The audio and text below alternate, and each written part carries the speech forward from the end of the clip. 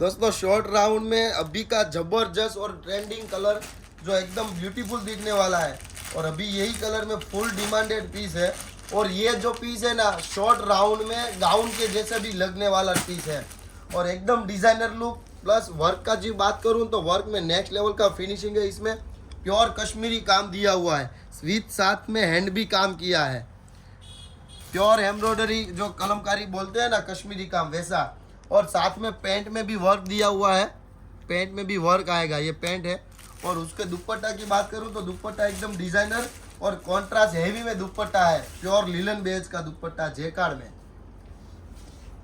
ये देखिए एकदम ब्यूटीफुल और डिजाइनर पीस है। यही ऐसा आपको समझ में आ रहा है तो ये स्क्रीनशॉट लेके हमारे को व्हाट्सअप कीजिए, क्योंकि इसमें लिमिटेड स्टॉक ही अवेलेबल है। और यही पीस आपको जो समझ में आ रहा है तो अपने फ्रेंड मित्रों के साथ शेयर कीजिए और हमारे साथ बने रहे। थैंक यू दोस्तों।